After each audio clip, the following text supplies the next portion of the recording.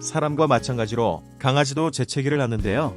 물론 어쩌다 한두 번 하는 강아지 재채기는 별 문제 아닌 경우가 대부분입니다. 하지만 계속 반복되는 강아지 재채기는 정상적인 것이 아니며 경우에 따라서는 심각한 문제일 수도 있는데, 특히 강아지가 재채기할 때 출혈이 있다면 즉각적인 조치가 필요합니다.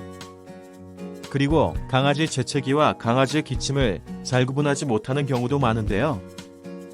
요즘 노령견 수가 빠르게 증가하면서 강아지 심장병 발병이 많아 심장병으로 인해 기침하는 강아지들이 많기 때문에 강아지 기침과 재채기를 잘 구별 줄도 알아야 하겠습니다.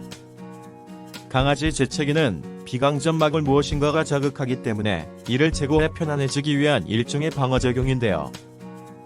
반면에 기침은 기관이나 기관지 그리고 폐를 무엇인가가 자극하거나 불편하게 하기 때문에 이를 제거하기 위한 생체 반응인데, 재채기와 기침을 정확하게 구별하는 것이 쉽지 않을 수 있기 때문에 유튜브 같은데 강아지 재채기와 기침을 검색해 어떻게 다른지를 확인해 보실 필요가 있습니다. 강아지가 계속해서 재채기를 하면 우선 물을 먹여보시기 바랍니다. 재채기는 구강과 기도를 연결하는 부분에 이물이 들어있는 경우에 흔히 발생하기 때문에 물을 먹이게 되면 이물이 제거돼 문제가 해결될 수도 있기 때문입니다. 다음에 해볼 수 있는 응급조치 방법으로는 강아지 얼굴을 정면에서 살펴보는 것입니다. 눈, 얼굴, 콧등을 정면에서 보아 비대칭이 있는지가 중요합니다. 어느 한쪽이 부었다면 문제가 있는 것이고, 이것 때문에 재채기를 할 수 있기 때문입니다. 이때 주의할 점은 마스크 등을 쓰고 살펴보라는 것입니다. 혹시라도 강아지가 재채기를 했을 때 분비물이 사람 얼굴에 튀는 것을 막기 위함입니다. 강아지 재채기 대처 방법.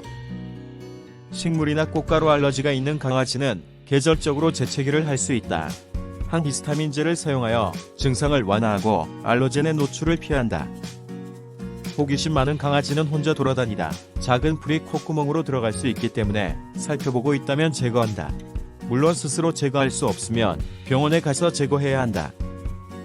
강아지가 무엇인가에 부딪혀 얼굴에 상처가 났거나 벌 등의 해충에 쏘였을 경우에도 재채기를 할 수 있는데, 강아지 얼굴에 상처가 심하거나 물린 곳이 심하면 병원에 가서 치료한다.